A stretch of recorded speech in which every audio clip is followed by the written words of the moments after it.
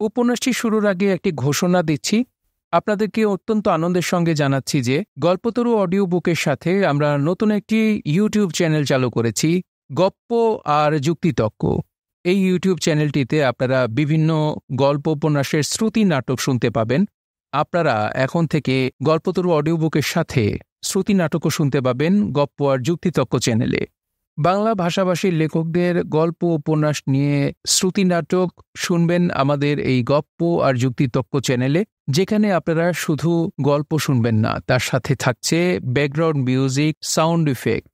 একটা সম্পূর্ণ নাটক শুনতে যেমন লাগে ঠিক তেমনটাই শুনবেন আমাদের এই শ্রুতি নাটক চ্যানেলটিতে।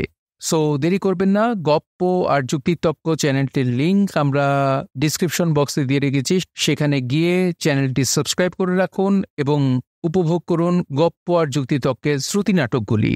ধন্যবাদ। গল্পতরু চ্যানেলে আপনাদের সাথে আছি আমি রাজ। পড়ছিলাম হুমায়ুন আহমেদের একটি সায়েন্স ফিকশন, অনন্ত নক্ষত্রবীথি। পড়ছি এর তৃতীয় ও শেষ পর্ব। আমার দিন কাটছে, কেমন কাটছে বলা মুশকিল। ইনোর সঙ্গে আমার আর দেখা হয়নি। আমি সময় কাটাচ্ছি আমার নিজের ঘরে। কখনো বিছানায় শুয়ে থাকি, কখনো উঠে বসি, কখনো হাঁটাহাঁটি করি। কুৎসিত জীবন। মাঝে মাঝে অসহ্য বোধ হয়, ইচ্ছে করে চেঁচিয়ে বলি, দয়া করে আপনারা আমাকে মুক্তি দিন। আমি মানুষ, এ জাতীয় বন্দি জীবনে আমি অভ্যস্ত নই। ঠিক তখনই ঘরের আলো কমে আসে, আমি ঘুমিয়ে পড়ি, কিংবা চেতনা বিলুপ্ত হয়, কিংবা অন্য কোনো জগতে চলে যাই। আবার একই ঘরে এক সময় জেগে উঠি, শুরু হয় পুরনো রুটিন। কখনো কখনো মনে হয় ঘুম এবং জাগরণের এই চক্র চলছে দীর্ঘ সময় ধরে, বছরের পর বছর পার হয়ে যাচ্ছে। আবার পরক্ষণেই মনে হয়, না, দীর্ঘ সময় তো নয়, অল্প কিছুদিন মাত্র পার হলো। কতদিন পার হলো তা টের পাওয়া খুব কঠিন কিছু নয়। সময়ের সঙ্গে হাত ও পায়ের নখ বড় হয়, চুল লম্বা হয়। চুল কতটুকু বড় হলো বা নখ কতটুকু বড় হলো, সেখান থেকে অতি সহজেই সময়ের হিসাব করা যায়। আমি তা করতে পারছি না, কারণ আমার নখ বড় হচ্ছে না বা চুলও বাড়ছে না। এটা মোটামুটি একটি গুরুত্বপূর্ণ পর্যবেক্ষণ, যা আমার প্রথম দিকের সন্দেহকে দৃঢ় করে। শুরু থেকেই আমি ভাবছিলাম আমার শরীর বলে কিছু নেই, চারপাশে যা ঘটছে তার সবটাই কল্পনা। তবে এই তথ্যেও পুরোপুরি বিশ্বাস করতে পারছিলাম না, কারণ আমার ক্ষুধা বা তৃষ্ণার বোধ না থাকলেও শীতবোধ আছে, যা থাকার কথা নয়। নাড়ি ধরলে টিকটিক শব্দ পাওয়া যায়, যার মানে শরীরে রক্তপ্রবাহ চলছে।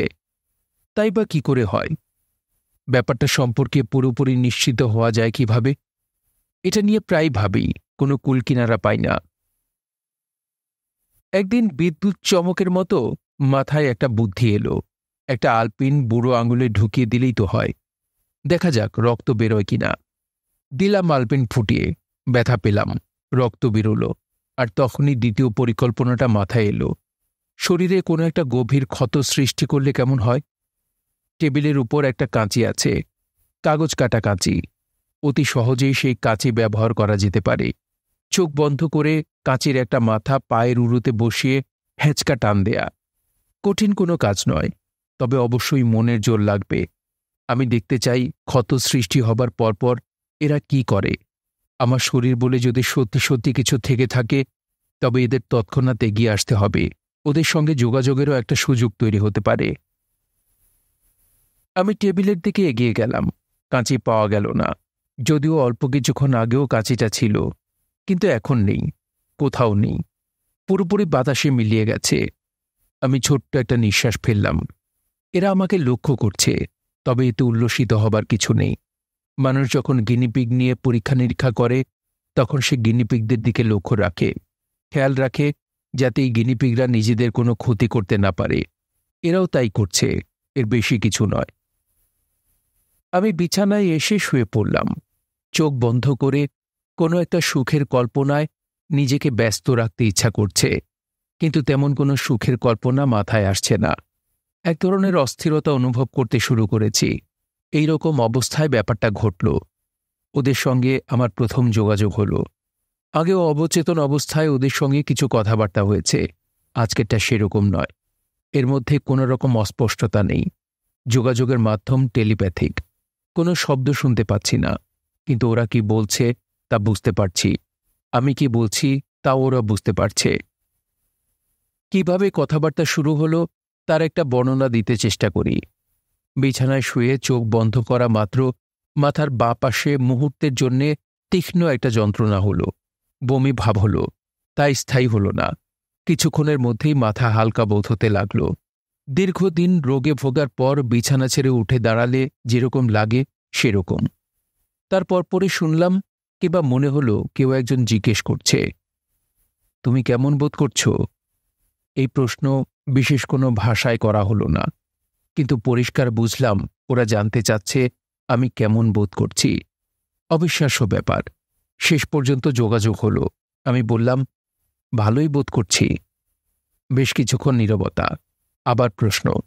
প্রশ্নের মধ্যে কোথায় যেন কিছুটা প্রশ্রয় এবং কৌতুক মেশানো।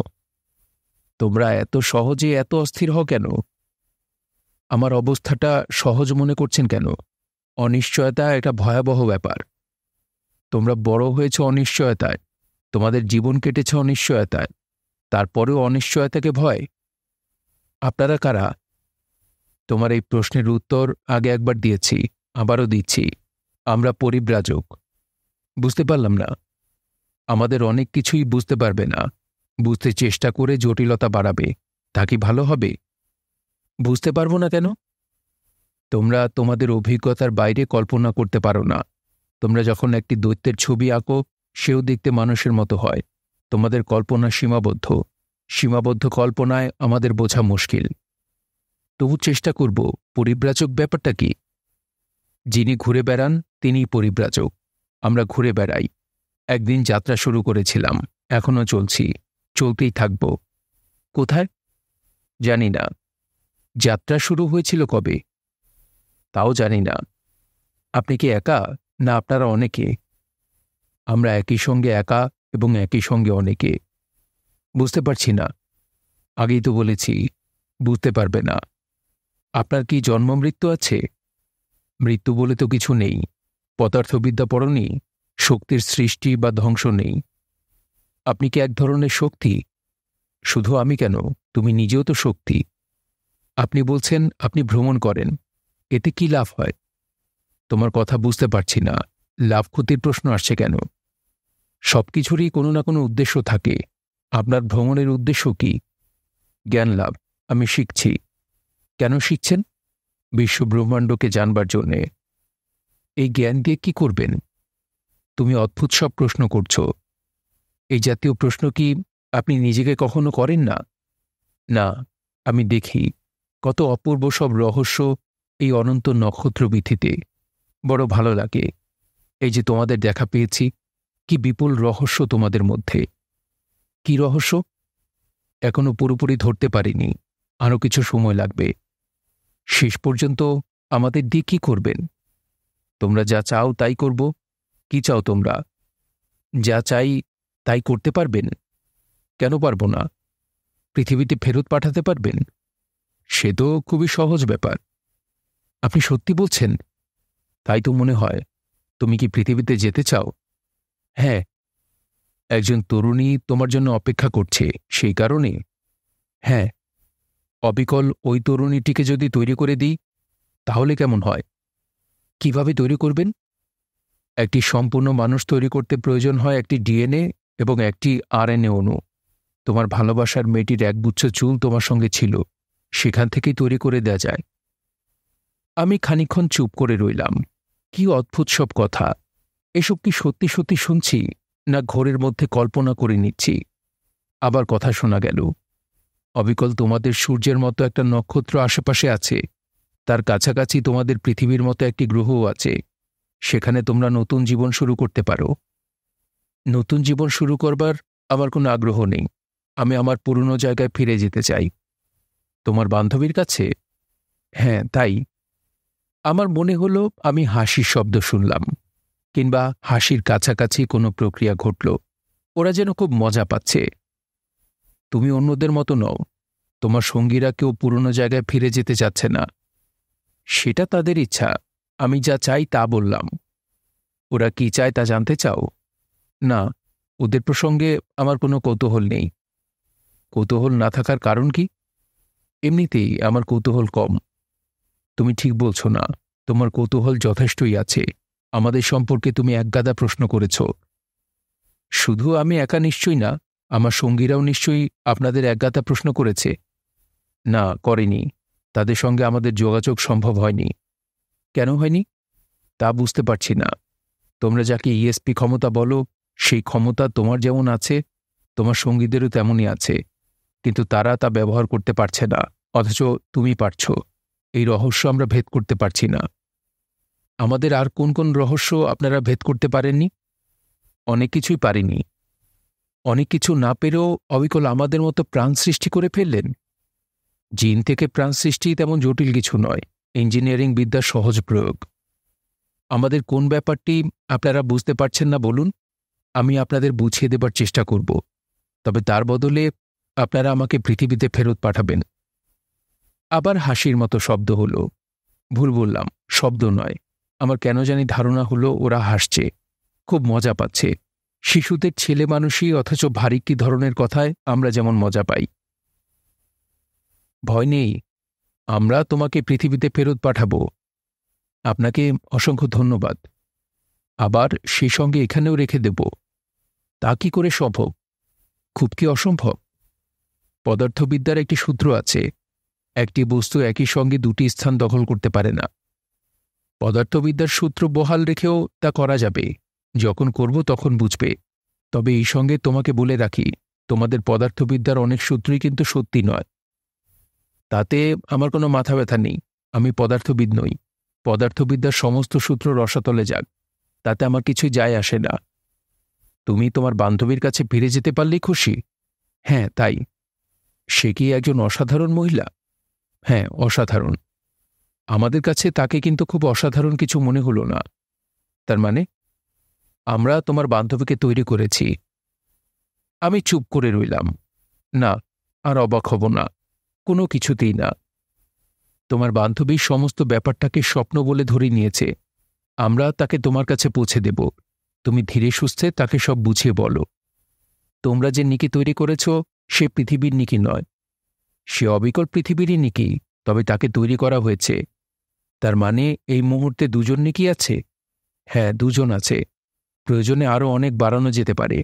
কাজেই এখন নিশ্চয়ই বুঝতে পারছ যে একই বস্তু একই সঙ্গে দুটি স্থান দখল করতে পারে। হ্যাঁ, পারে। তুমি কি তোমার বান্ধবীর সঙ্গে দেখা করবার জন্যে আগ্রহ বোধ করছ না? না, করছি না, কারণ সে নিকি নয়, রোবট শ্রেণীর কেউ। খুব ভুল বললে। আমি ভুল বলিনি। বিশ্রাম নাও, তুমি ক্লান্ত। বিশ্রামের পর যখন জেগে উঠবে, তোমার বান্ধবী থাকবে তোমার পাশে। আমি ঘুমিয়ে পড়লাম। তোমার কফিতে ক্রিম দেব? আমি চমকে ফিরে তাকালাম। নিকি দাঁড়িয়ে আছে, সেই পরিচিত নিকি, কপালে বিন্দু বিন্দু ঘাম। রান্নাঘরে কাজকর্ম করার সময় যে অ্যাপ্রন সে গায়ে দেয়, সেই নীল রঙের অ্যাপ্রন গায়ে দিয়েছে, হাতে কফির মগ। আমি বললাম, দাও, খানিকটা ক্রিম দাও। নিকি রান্নাঘরে ফিরে যাচ্ছে। পা কেমন যেন ক্লান্ত ভঙ্গিতে ফেলছে। বিজবিজ শব্দ হচ্ছে কফি মেকারে। টাটকা কফির সুঘ্রাণ ঘরময় ভেসে বেড়াচ্ছে। চমৎকার দৃশ্য, অভিভূত করে দেবার মতো। আমি অবশ্য অভিভূত হলাম না। এই নিকির প্রতি আমি পুরনো আকর্ষণ বোধ করছি না। সেই তীব্র তীক্ষ্ণ আনন্দ আমার মধ্যে নেই। নিকিকে মনে হচ্ছে পুতুলের মতো, যদিও জানি সে পুতুল নয়। 8 চামচ চিনি দিয়েছি। ভালো করেছ। নিকি আমার পাশে এসে বসল। নিজের মনে বলল, এটা বোধহয় স্বপ্ন, তাই না? তোমার সঙ্গে তো আমার দেখা হবার কোনো কারণ নেই। আমি উত্তর না দিয়ে কফির কাপে চুমুক দিতে লাগলাম। সমস্ত ব্যাপারটা নিকিকে গুছিয়ে বলতে হবে। বলার পরেও সে বুঝতে পারবে কিনা কে জানে। নিকি, তুমি কফি খাচ্ছ না? ইচ্ছা করছে না। স্বপ্নের মধ্যে আমার কিছু খেতে ইচ্ছা করে না, ভালো লাগে না। তোমার পাশে বসে থাকতে ভালো লাগছে। নিকি খুব স্বাভাবিকভাবে তার বাঁ হাত আমার কোলে রাখল, মাথা ঝাঁকিয়ে হাসল। আবার প্রায় সঙ্গে সঙ্গেই খানিকটা বিষণ্ণ হয়ে পড়ল। আমি বললাম, তুমি যা দেখছ তার কিছুই কিন্তু স্বপ্ন নয়, বরং এটা যে স্বপ্ন নয় তা আমি চট করে প্রমাণ করতে পারি। প্রমাণ করো। তার জন্যে তোমাকে এক চুমুক কফি খেতে হবে। নাও, আমার মগ থেকে কফি খাও। নিকি কফির মগে ছোট্ট একটা চুমুক দিল। আমি বললাম, কফিটা কেমন লাগছে? ভালো। মিষ্টি ছিল না? কিছুটা। স্বপ্নদৃশ্যে আমরা অনেক ধরনের খাবার দাবার খাই, তার কোনোটারই কিন্তু কোনো স্বাদ নেই। কে বলল তোমাকে? আমি জানি তুমি মাস্টারদের মতো কথা বলছ। এভাবে কথা তুমি বলো না। এখন বলছো কাজে এটা স্বপ্ন। স্বপ্ন না হলে তোমার দেখা পাবো কি করে? নিকি, এটা স্বপ্ন নয়। আচ্ছা ঠিক আছে, যাও, এটা স্বপ্ন না। কিছু সময়ের জন্য তোমাকে পাওয়া গেছে আর তুমি শুরু করেছ তর্ক। এটা যে স্বপ্ন না, এও তার একটা বড় প্রমাণ। স্বপ্নে কথা বলা বলির ব্যাপারটা কম থাকে। আচ্ছা ঠিক আছে বাবা, চুপ করো। আমি চুপ করলাম। নিকি হালকা গলায় বলল, কফি শেষ হয়েছে? হ্যাঁ। তাহলে কফির মগ রান্নাঘরে রেখে এসে আমাকে একটু আদর করো। আমি হেসে ফেললাম। অবাক হয়ে লক্ষ্য করলাম পুরনো আবেগ, পুরনো ভালোবাসা ফিরে আসতে শুরু করেছে। নিকিকে এখন আর পুতুল বলে মনে হচ্ছে না। কি সুন্দরী না তাকে লাগছে!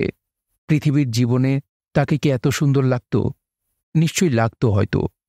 তখন এত ভালো করে লক্ষ্য করিনি। কিংবা কে জানে, এরা হয়তো তাকে আরও সুন্দর করে বানিয়েছে। নিকিকে সমস্ত ব্যাপারটা বুঝিয়ে বললাম। সে বুঝতে পারল কিনা জানি না, তবে চুপ করে বসে রইল, প্রতিবাদ করল না। প্রতিবাদ করলে ভালো হতো। আমি আমার যুক্তিগুলো আরও গুছিয়ে তাকে বলতে পারতাম। নিকি, বলো, আমার কথা বিশ্বাস করতে পারছ? জানি না, বিশ্বাস করি বা না করি তাতে কিছু যায় আসে না। তুমি পাশে আছো, এই যথেষ্ট। তুমি মনে হচ্ছে বেশ সুখী। হ্যাঁ, সুখী। কেন সুখী হব না বলো? একজন মানুষের সুখী হতে খুব বেশি কিছু কি লাগে? না, তা অবশ্যই লাগে না। নিকি ক্লান্ত ভঙ্গিতে বলল, তোমার মাস্টার এই ধরনের কথা শুনে কান ঝাঝা করছে। অন্য কিছু বলো। কি ধরনের কথা বলবো? ভালোবাসার কথা বলো। তুমি যে আমাকে ভালোবাসো, এই কথাটা বলো। এটা তো তুমি জানোই, নতুন করে বলার প্রয়োজন কি? প্রয়োজন আছে। আমি তোমাকে ভালোবাসি। আবার বলো। আমি তোমাকে ভালোবাসি। থামবে না, বলতেই থাকো। নিকির চোখে জল টলমল করছে। আমি মৃদুস্বরে বারবার বলছি, আমি তোমাকে ভালোবাসি। আর সে চোখ মুছছে।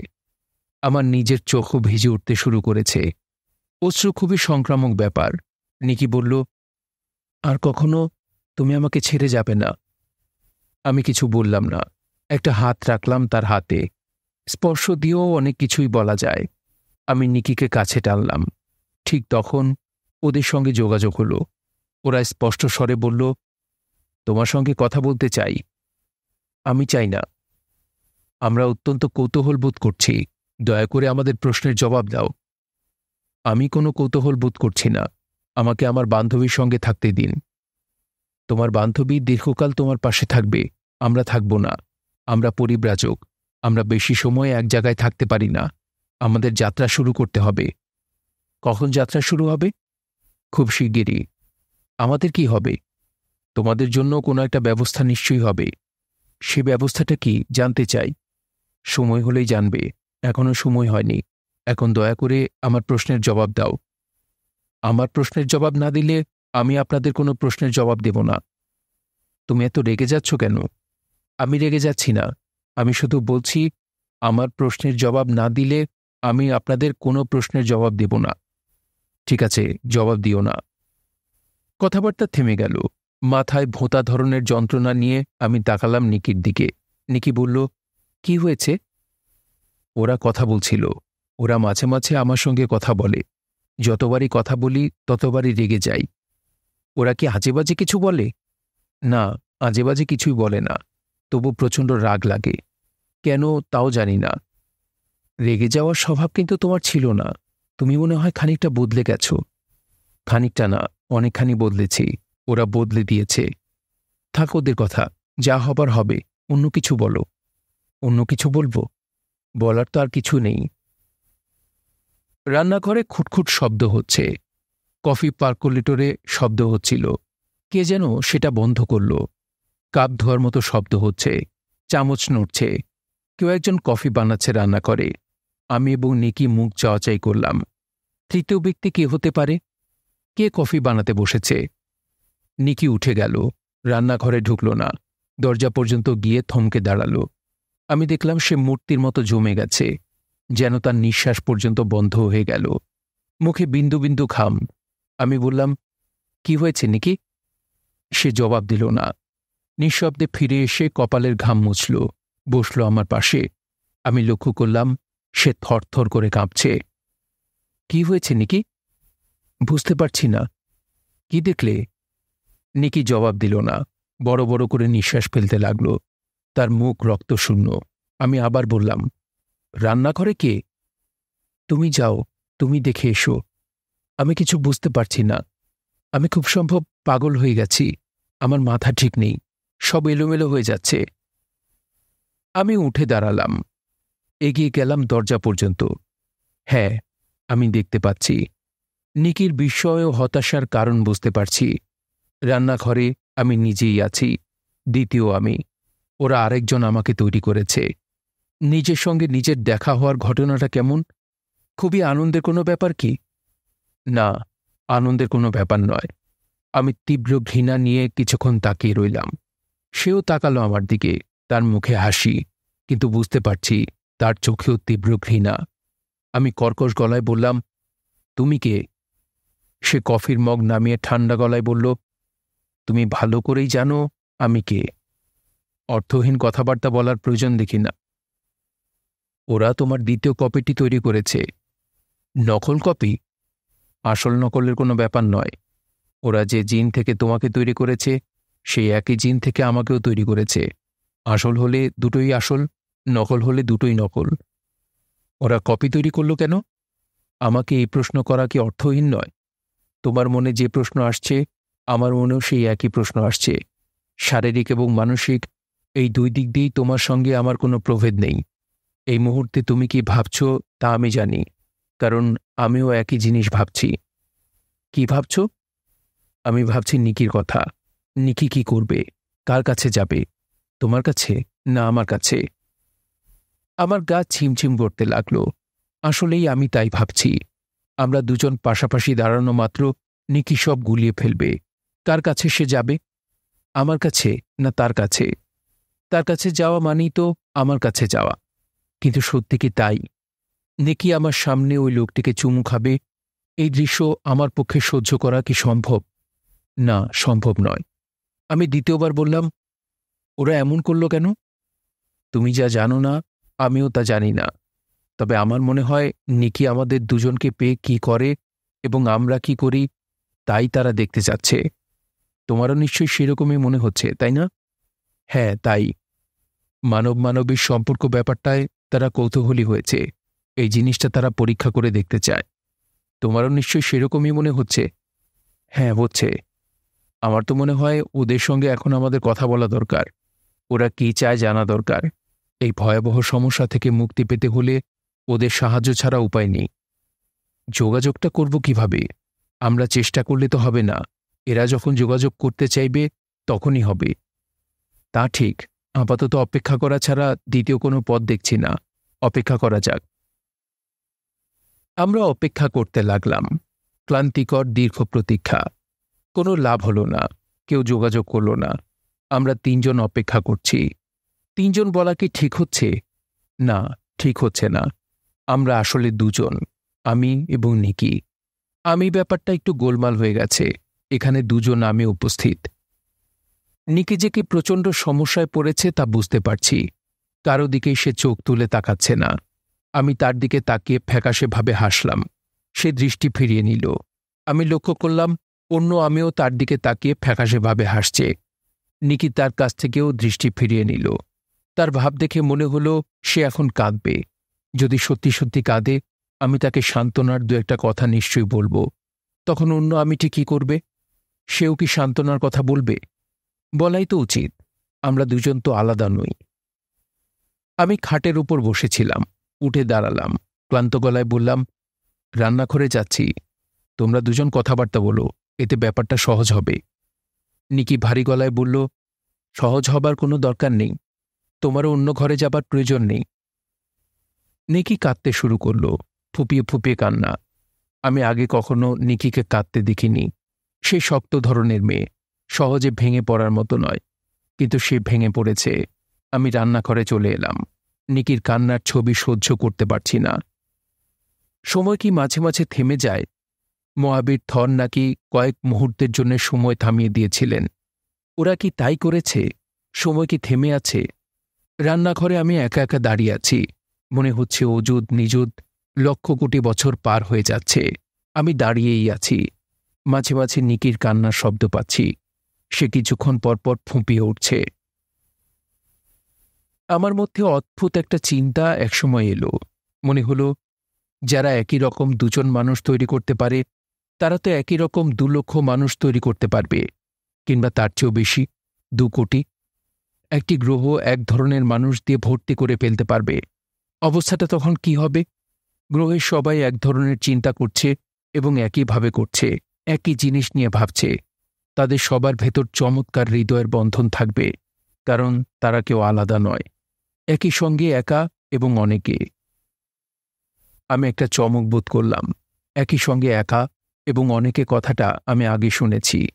ওরা আমাকে বলেছে, যেসব মহাজ্ঞানীরা আমাদের নিয়ে পরীক্ষা নিরীক্ষা করছে, তারাই নিজেদের সম্পর্কে বলেছে আমরা একই সঙ্গে একা এবং অনেকে। তাহলে তারা কি? আমার মাথায় ভোঁতা যন্ত্রণা হতে লাগল। ওদের সঙ্গে যোগাযোগের এটা হচ্ছে পূর্বাবস্থা। যোগাযোগ হলো। তুমি ঠিক লাইনে চিন্তাভাবনা করছো। আমি ঠিক লাইনে চিন্তাভাবনা করছি কিনা তা নিয়ে আমার মাথা ব্যথা নেই। আপনি আমাকে বলুন, আমাদের নতুন খেলার অর্থ কি? কোনটাকে তোমরা নতুন খেলা বলছো? আমাকে দ্বিতীয়বার তৈরি করেছেন, যার কোনো প্রয়োজন ছিল না। অপ্রয়োজনীয় কিছু করার মতো সময় আমাদের নেই। যা করা হয়েছে প্রয়োজনেই করা হয়েছে। মানব সম্প্রদায়ের প্রধান ত্রুটি কি তা ধরতে চেষ্টা করছি। তুমি চাইলে তোমাকে ব্যাখ্যা করতে পারি। আমি চাই না। না চাইলেও শোনো, তোমাদের প্রধান ত্রুটি হচ্ছে পুরুষ এবং রমণীর ব্যাপারটি। মানুষকে অসম্পূর্ণভাবে তৈরি করা হয়েছে। একজন পুরুষ মানুষ হিসেবে যেমন সম্পূর্ণ নয়, তেমনি একজন রমণীও নয়। দুজনকে একত্রিত করে একটি সম্পূর্ণ মানুষ তৈরি করা যেতে পারে। বংশবৃদ্ধির পদ্ধতিটি তাতে বদলাবে। নতুন ধরনের মানুষ তৈরি হবে। তাকে তুমি মুক্ত মানুষ বলতে পারো। মুক্ত মানুষ? হ্যাঁ, মুক্ত মানুষ। সম্পূর্ণ মুক্তির জন্যে অবশ্যই তোমাদের শারীরিক প্রক্রিয়াও বদলে দিতে হবে, বিশেষ করে খাদ্য গ্রহণের প্রক্রিয়া। খাদ্য থেকে তোমরা শক্তি সংগ্রহ করো, অতি নিম্ন স্তরের প্রাণী যা করে। তোমাদের সমস্ত চিন্তা চেতনা খাদ্য সংগ্রহকে ঘিরে। মেধার কি অপচয়! শক্তি সংগ্রহের প্রক্রিয়াটাকে সহজেই বদলে দেয়া যায়। এমন করে দেয়া যায় যাতে প্রয়োজনীয় শক্তি তোমরা সূর্য থেকে সংগ্রহ করতে পারো। গাছের মতো? অনেকটা তাই। মানুষ হয়ে জন্মেছি, গাছ হবার ইচ্ছা নেই। সবকিছুই তোমার ইচ্ছা অনিচ্ছার উপর নির্ভর করছে এমন মনে করার কোনো কারণ নেই।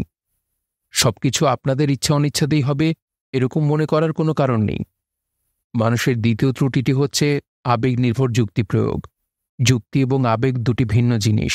তোমরা দুটিকে মিশিয়ে অদ্ভুত একটা কিছু তৈরি করো, যা যুক্তিও নয়, আবেগও নয়। আপনারাও তো তাই করেছেন। পুরুষ এবং রমণী দুটি ভিন্ন জিনিস, দুটিকে মিশিয়ে অদ্ভুত কিছু তৈরি করতে চেষ্টা করছেন, যা পুরুষও হবে না, রমণীও হবে না। তুমি আবার একটি আবেগ নির্ভর যুক্তি প্রয়োগ করলে। তোমাদের তৃতীয় ত্রুটি হচ্ছে, ত্রুটির কথা শুনতে শুনতে কান ঝালাপালা হয়ে যাচ্ছে। আমাদের সম্পর্কে ভালো কিছু বলার থাকলে বলুন। সত্যি শুনতে চাও? হ্যাঁ, চাই। বিষয়কর ক্ষমতা দিয়ে তোমাদের পাঠানো হয়েছে, কিংবা বলা যেতে পারে বিবর্তন প্রক্রিয়ায় অদ্ভুত ক্ষমতা সম্পন্ন এক শ্রেণীর প্রাণের উদ্ভব হয়েছে, যারা তাদের সত্যিকার ক্ষমতা সম্পর্কে সম্পূর্ণ অজ্ঞ।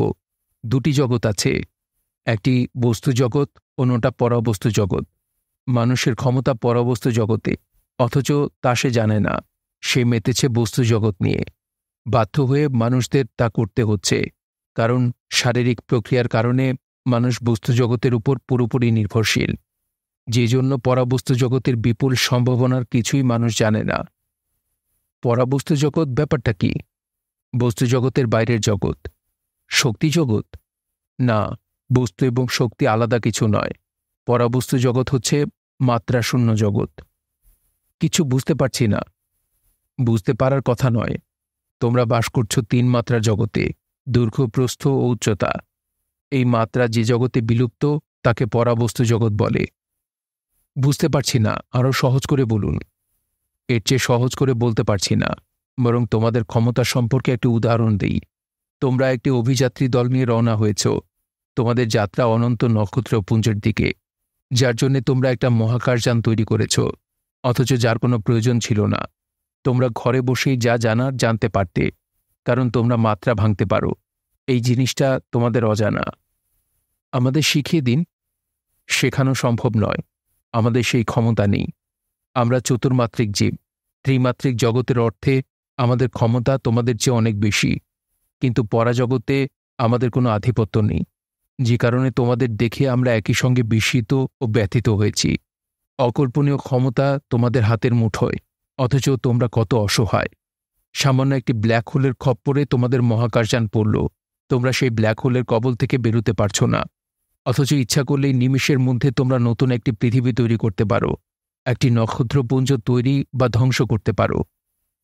আপনি এসব কি বলছেন? যা সত্যি তাই বলছি। আমরা পরিব্রাজক। আমাদের এক মুহূর্তের জন্য থেমে থাকার কথা নয়। আমরা থেমে আছি তোমাদের জন্যেই। তোমাদের বিস্ময়কর ক্ষমতা আমাদের অভিভূত করেছে। এই সঙ্গে বিষাদগ্রস্ত হচ্ছি। মেধার কি বিপুল অপচয়!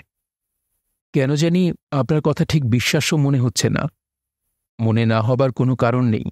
তোমাদের সঙ্গে এক জীববিজ্ঞানী আছে, যার নাম ইনো। সে নিজেই তার পছন্দ মতো একটি জগৎ তৈরি করেছে, অথচ তার ধারণা আমরা তা তৈরি করেছি। আমরা করিনি। আমরা শুধু পরাবস্তু ক্ষমতার প্রয়োগের জন্য পরিবেশ তৈরি করেছি। মেয়েটিকে সীমাহীন নিঃসঙ্গতায় ঠেলে দিয়েছি, যে কারণে সে নিঃসঙ্গতা থেকে বাঁচার জন্যে নিজেই নিজের একটি জগৎ তৈরি করেছে। তোমাকে সেখানে নিয়ে গিয়েছিলাম, তুমি দেখেছ। সেই জগৎ কি মায়া না সত্যি? সত্যি তো বটেই। এখন কি তুমি বুঝতে পারছ কি পরিমাণ ক্ষমতা তোমাদের আছে? বুঝতে চেষ্টা করছি। তুমি বারবার তোমার পৃথিবীতে ফিরে যাবার কথা বলছ। আমাদের বলার তো কোনো প্রয়োজন নেই। তুমি তো নিজে ইচ্ছে করলেই ফিরে যেতে পারো, কিংবা অবিকল সেই পৃথিবীর মতো পৃথিবী তৈরি করতে পারো তোমার চারপাশে। আমার অন্য সঙ্গীরা কি করছে? তারা কি সব জানে? না, তারা জানে না। তাদের সঙ্গে যোগাযোগ সম্ভব হয়নি। তারা তাদের মিশন সম্পূর্ণ করতে চায়। আমরা তাদের তা করতে দেব। মহাকাশযানটি তৈরি করা প্রায় শেষ। শিগগিরই হয়তো ওরা যাত্রা শুরু করবে। আমাকে নিয়ে আপনাদের কি পরিকল্পনা? পরিকল্পনার কথা তোমাকে আগেই বলেছি। মানবজাতির ত্রুটিগুলি আমরা দূর করতে চাই। তুমি এবং তোমার বান্ধবী সম্পূর্ণ নতুন একটি ত্রুটিমুক্ত মানব সমাজ তৈরি করতে পারো, যা হবে অসামান্য ক্ষমতার অধিকারী, যারা তাদের ক্ষমতা সম্পর্কে পূর্ণ সচেতন থাকবে, বস্তুর ওপর প্রয়োগ করবে তার সীমাহীন ক্ষমতা। তা কি ভালো হবে? কেন হবে না? আপনারা যে সমস্ত জিনিসকে ত্রুটি বলছেন, হয়তো সেগুলি ত্রুটি নয়। পরাবস্তু ক্ষমতার প্রয়োগের সময় এখনও আসেনি বলেই হয়তো তা সুপ্ত অবস্থায় আছে, একদিন বিকশিত হবে, কিংবা কোনোদিনও হবে না। আমরা তা হওয়াতে চাই বলেই প্রভাবক হিসেবে কাজ করতে চাই। আপনারা দয়া করে আমাদের মতো থাকতে দিন। আমাকে আমাদের জায়গায় ফিরে যেতে দিন। কি হবে ওখানে গিয়ে? এই জীবনে যা চেয়েছ সবই তো পাচ্ছ। জীবন শুরু করবে চমৎকার একটি গ্রহে। পাশে থাকবে তোমার বান্ধবী। দয়া করে আপনারা আমাকে ফেরত পাঠাবার ব্যবস্থা করুন। তোমাকে ফেরত পাঠানো কঠিন কিছুই নয়, কিন্তু তার ফলাফল তোমার জন্য ভয়াবহ হবে। কেন? ঠান্ডা মাথায় বুঝতে চেষ্টা করো। যে পৃথিবী ছেড়ে তুমি মহাকাশযানে করে চলে এসেছ, সেই পৃথিবীতেই তুমি হঠাৎ করে উপস্থিত হবে। তোমাকে পাঠাতে হবে চতুর্মাত্রার মাধ্যমে। তাতে সময় সংকোচন হবে। সেই সময় সংকোচনের ফলে তুমি উপস্থিত হবে এমন এক সময়ে যখন তুমি পৃথিবী ছেড়ে রওনা হওনি। আমি বুঝতে পারছি না। সময় সংকোচনের ব্যাপারটা তো জানো? না, জানি না। সময় সম্প্রসারণের ব্যাপারটা জানি। আইনস্টাইনের থিওরি অফ রিলেটিভিটিতে আছে, মহাশূন্যের সময় স্লথ হয়ে যায়। সেই তুলনায় পৃথিবীর বয়স দ্রুত বাড়ে। একজন মহাকাশচারী 3 মাস নক্ষত্রপুঞ্জে কাটিয়ে ফিরে এলে দেখতে পায় পৃথিবীতে 3 বছর পার হয়ে গেছে। সময় সংকোচন হচ্ছে ঠিক তার উল্টো। তোমাকে এখন পাঠানো হলে তুমি অতীতে চলে যাবে। কিরকম অতীতে? খুব বেশি নয়। তুমি পৃথিবী থেকে যাত্রা শুরু করেছিলে 30শে জুন। তোমাকে পৃথিবীতে পাঠালে তুমি উপস্থিত হবে এপ্রিল মাসে। যাত্রা শুরুর 2 মাস আগে। এর একটা ভয়াবহ দিক আছে, তা নিয়ে কি ভেবেছ? ভয়াবহ দিকটি বুঝতে পারছ? পারছি। যেহেতু আমি পৃথিবী থেকে যাত্রা শুরু হবার আগেই পৃথিবীতে পৌঁছাচ্ছি, সেহেতু পৃথিবীতে পৌঁছে আমি আমাকেই দেখতে পাব। আবার আমরা হব দুজন। না, তা হবে না। প্রকৃতি অনিয়ম সহ্য করে না, কাজেই তুমি তোমাকে পাবে না। প্রকৃতি তা হতে দেবে না। তোমার অতীতে ফিরে যাবার ব্যাপারটা প্রাকৃতিক নিয়মে গ্রহণযোগ্য হবার জন্যে যে পৃথিবী থেকে তুমি এসেছিলে, অবিকল সেই পৃথিবীতে তুমি ফিরে যাবে না। পৃথিবী হবে একটু অন্যরকম, মাত্রা যাবে বদলে। তার মানে? আমরা বলতে পারছি না। বিশ্বব্রহ্মাণ্ডের অসীম রহস্যের অতি অল্পই আমরা জানি। সেই অল্প জ্ঞান নিয়ে সব ব্যাখ্যা করা যায় না।